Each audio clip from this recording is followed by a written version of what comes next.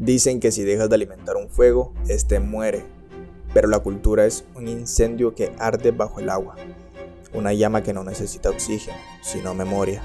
A menudo cometemos el error de pensar que la cultura es solo un museo lleno de mármol frío o una biblioteca que huele a tiempo detenido. Pero no, la cultura es el tejido invisible que une tus manos con las de un ancestro que nunca conociste. Es la gramática del alma.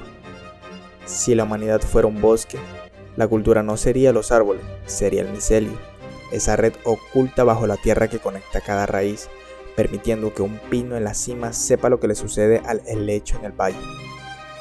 En este video no vamos a hablar de datos enciclopédicos, vamos a escudriñar los pliegues de nuestra propia piel social, vamos a entender por qué comemos lo que comemos, por qué lloramos en ciertos tonos y cómo la inteligencia artificial, irónicamente, intenta ahora aprender el arte de ser humano.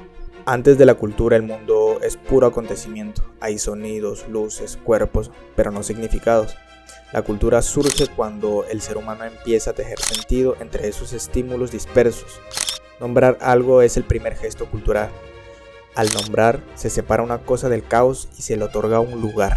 Desde una perspectiva sociológica, este acto inaugural no es individual, sino colectivo. El sentido no nace en soledad, se negocia.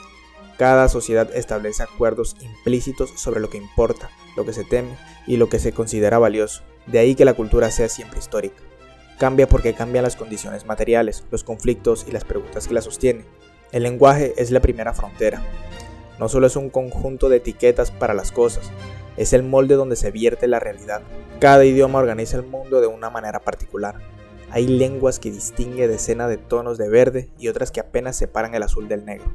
Hay idiomas donde el tiempo futuro casi no existe y otros donde el pasado se ramifica en múltiples matices. Estas diferencias no son anecdóticas, influyen en la manera en la que una comunidad se relaciona con la realidad. Desde la filosofía, esto implica reconocer que no accedemos al mundo tal como es, sino mediado por estructuras simbólicas. La cultura entonces no se superpone en la realidad, la configura. ¿Has notado cómo cambia tu postura cuando hablas otro idioma? Es porque la cultura es una vestimenta invisible que altera la forma en que tus hombros sostienen el mundo. Si el lenguaje es el molde, el ritual es el ritmo. El ser humano le teme al caos, a ese espacio vacío donde nada tiene sentido. Por eso inventamos el ritual. Un café por la mañana no es solo cafeína, es el ancla que lanzas al mar del día para no irte a la deriva. La cultura se manifiesta en la coreografía de lo cotidiano. Desde la ceremonia del té en Kioto hasta el asado en una tarde de domingo en Buenos Aires. El ritual es el pulso de la tribu. Pero, ¿por qué brindamos chocando las copas? Algunos dicen que era para mezclar las bebidas y demostrar que no había veneno, y otros que es para que el oído también participe en el placer de beber. Sea cual sea la verdad, el brindis es un puente. La cultura es, en esencia, la arquitectura de esos puentes. La cultura no es un bloque inmóvil, vive en una tensión constante entre la tradición y la ruptura. Cada generación recibe un legado que no pidió y al mismo tiempo siente el impulso de modificarlo. Este conflicto no es un error del sistema cultural, es su condición de posibilidad. La tradición funciona como raíz, no se ve, pero sostiene. Ofrece continuidad, sentido de pertenencia, orientación. Sin ella, el individuo queda suspendido en un presente frágil, sin profundidad histórica. Sin embargo, una tradición que no se cuestiona se transforma en dogma y termina asfixiando aquello que pretendía proteger. La cultura aparece como un gesto necesario. No siempre es violenta ni espectacular, a veces es silenciosa.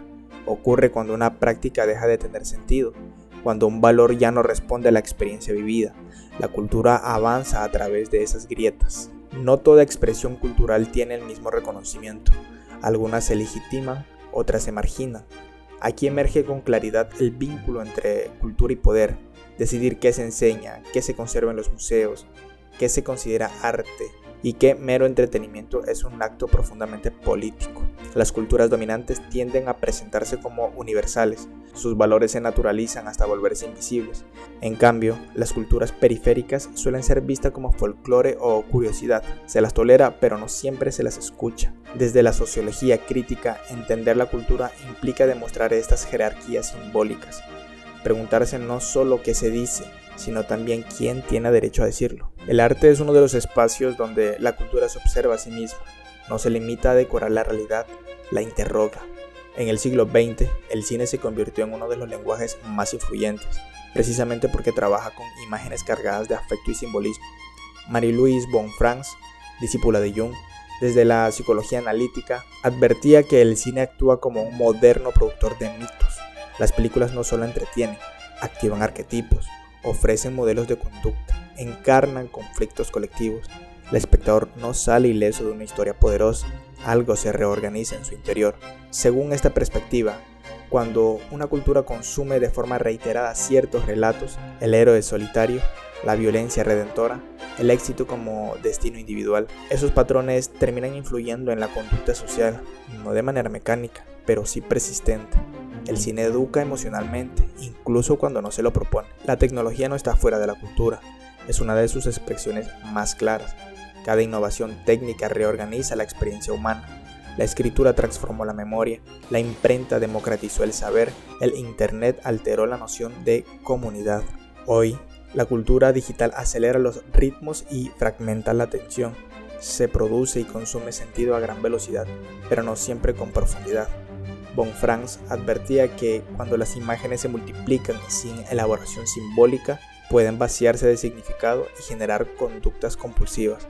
Aún así, la tecnología no condena a la cultura, la desafía, obliga a repensar cómo habitamos el mundo simbólico. Hoy nos preguntamos si la tecnología puede crear cultura. La inteligencia artificial puede imitar el trazo de Van Gogh o la métrica de Neruda, sí, pero ¿puede sentir el frío de la soledad que inspiró aquel pincel? La cultura seguirá siendo nuestra mientras mantengamos el detalle, mientras sigamos siendo capaces de encontrar el universo en una gota de rocío y la historia de un pueblo en el aroma de una especie. No somos solo biología, somos la historia que decidimos contarnos los unos a los otros para no tener miedo a la oscuridad.